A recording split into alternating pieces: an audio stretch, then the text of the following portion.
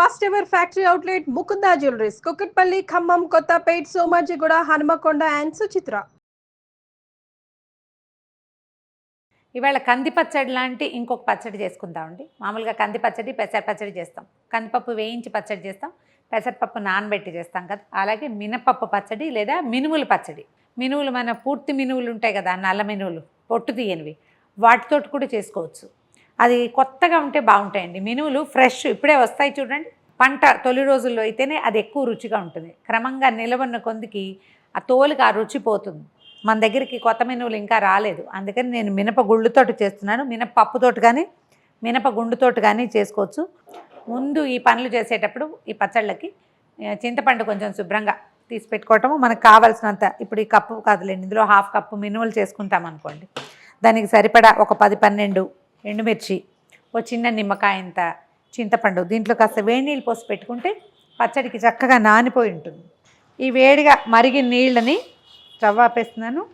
కప్పులో ఆ చింతపండు మీద పోసేసి పక్కన పెట్టండి. ఈ మరిగిన నీళ్ళు అట్టి పెట్టుకోండి, మనకి పచ్చడిలోకి అవసరపడతాయి. పప్పుల పచ్చళ్ళు ఎప్పుడు కూడా రుబ్బేటప్పుడు చల్లటి నీళ్ళు పోయకూడదు, మరిగించి పక్కన పెట్టుకోండి. వేడిగా లేకపోయినా పర్వాలేదు, మరిగిన నీళ్ళు అయితే ఏంటంటే ఇంకా పచ్చడి పాడవదు. దీన్ని ఏంటంటే మనం ముందు మినపప్పుని లేదా మినువుల్ని వేయించేసుకోవాలి మొదట. ఈ మన మినపసునికి వేయిస్తాం కదా, అంతకంటే ముదురు వేపు రావాలి. ఒక్క చుక్క నూనె చుక్క ఎక్కువ వేయద్దు, దీనికి అక్కర్లా, మనం తాలింపుకి వేసుకుందాం. ఈ మినపచ్చడి అండి, కందిపచ్చడి లాగానే మినపప్పు పచ్చడి కూడా ఎంత నూనె లాగేస్తుందో. నూనె వేస్తే ఒక 5 రోజులు మనం బయటే పెట్టుకోవచ్చు, ఫ్రిడ్జ్లో పెట్టక్కర్లా. ఒక 5 days ఉంటుంది. దీంట్లో ఉల్లిపాయ, వెల్లుల్లిపాయ వేసుకునే అలవాటు ఉన్న వాళ్ళు కొంచెం నెల్లూరు వైపు ఆ వైపు మినువుల పచ్చళ్ళు వేసుకుంటారు, వాళ్ళ అలవాటుని బట్టి.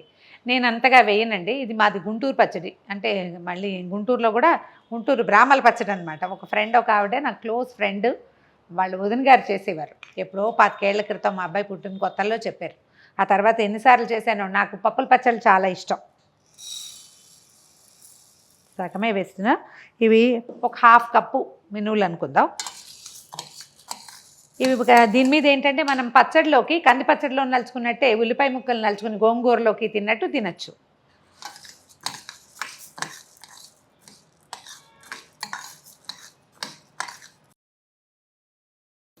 కమ్మని వాసన వచ్చేదాకా, గింజలు ముదురు రంగుకి వచ్చేదాకా సన్నటి మంట మీద వేపండి, లేకపోతే పచ్చడి బాగుండదు, జిగురు వచ్చేస్తుంది, తర్వాత ఏమో తొందరగా పాడైపోతుంది.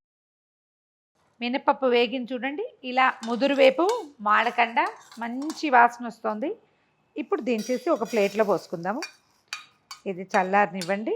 ఈ లోపల మనం తిరగమాత పెట్టేసుకుందాము. ఎక్కడైనా కొంచెం దూరంగా గాలి వచ్చే చోట పెడితే తొందరగా అయిపోతుంది. పచ్చడిలోకి తిరగమాత వేసేద్దాము.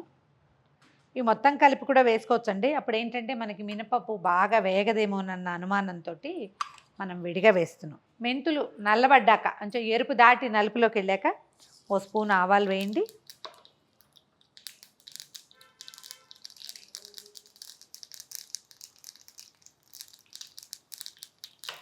ఇంకా వేరే పప్పులు ఏం వేయమండి. ఆవాలు చిటపట్లాడాక ఒక 1/2 స్పూను జీలకర్ర, తర్వాత ఎండుమిర్చి, మనం పెట్టుకున్న మినపప్పు, మనం పెట్టుకుంటా చింతపండు, మనం తినగలిగే కారం, ఇవి లెక్క. ఒక 12-13 మిరపకాయలు పడతాయండి. ఏ గుంటూరు కాయో అయితే కొంచెం తగ్గించుకోండి. ఒక 2 చిటికెలు ఇంగువ. స్టవ్ ఆపేసాను. దీంట్లో నాకేంటంటే కరివేపాకు చాలా నచ్చుతుందండి, పచ్చడిలో వేసేస్తామన్నమాట. వెల్లుల్లి వేయదలుచుకుంటే కనుక ఇప్పుడు వేసేసుకోవాలి. తాలింపు మొత్తాన్ని మన కరివేపాకు చిటపట్లాడిపోయాక మిక్సీ జార్లో ముందు మినపప్పు వేసేసేయండి. మనం రోట్లో కనుక అయితే తిరగమాత వేసేసేయటము, అది రుబ్బుతూ మనం మినపప్పును కూడా చేర్చి రుబ్బుకోవచ్చు అండి. ఈ పచ్చళ్ళు రోట్లో రుబ్బితే ఎక్సలెంట్గా ఉంటాయండి. మన జీవితాలకు అవకాశాలు తగ్గిపోయినాయి కాబట్టి మనం అలాంటివి చేయలేకపోతున్నాం.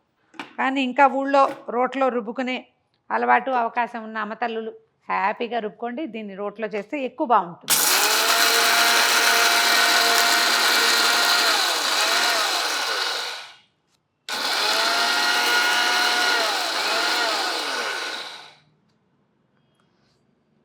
పప్పు దాదాపుగా నలిగిపోయింది. కొంచెం అక్కడక్కడ బరక తగిలినా పర్వాలేదు. తాలింపుని ఈ మిక్సీ జార్లో వేసేది.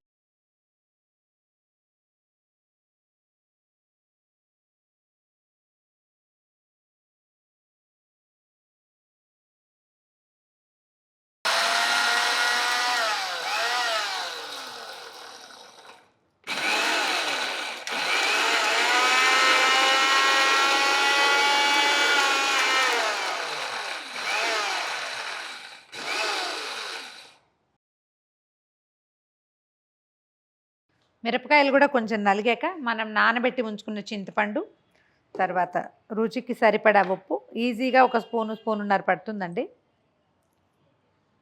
రాళ్ళుప్పు అలవాటు ఉన్నవాళ్ళు, సైంధవంలో అలవాటు ఉన్నవాళ్ళు మీ అలవాటుని బట్టి వేసుకోండి. కొద్దిగా నీళ్లు చేరుస్తూ మెత్తగా రుబ్బేసుకోవాలి.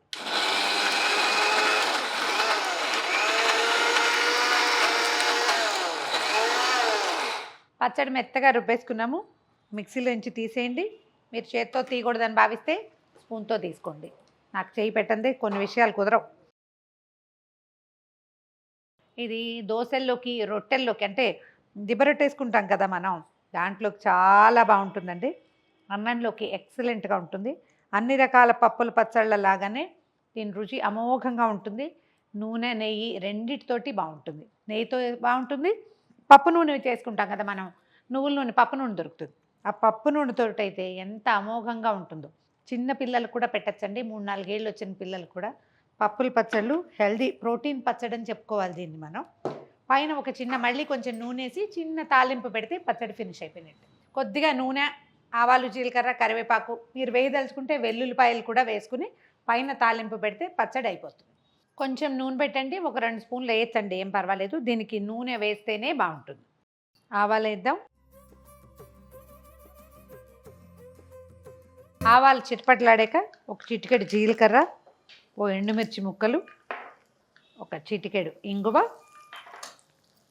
కాస్తంత తాలింపులోకి కరివేపాకు. స్టవ్ ఆపేయండి. ఈ తాలింపుని పచ్చడి మీదకి వేసేయండి.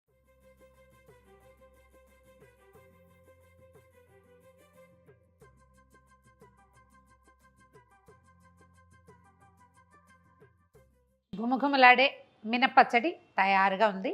దీంట్లో అన్నంలో కలుపుకునేటప్పుడు కొంచెం ఉల్లిపాయలు నలుచుకుని తిన్నా కూడా చాలా బాగుంటుందండి. దీని మీద కూడా పచ్చి ఉల్లిపాయల ముక్కలు వేసుకోవచ్చు. ఉల్లిపాయ ముక్కలు వేస్తే కనుక దీని మీద ఇది పచ్చడి నిలవ ఉండదు. ఆ రోజుకి అయిపోతుందంటే వేసుకోవచ్చు.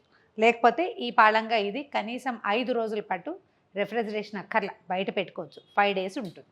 ట్రై చేసి చూడండి.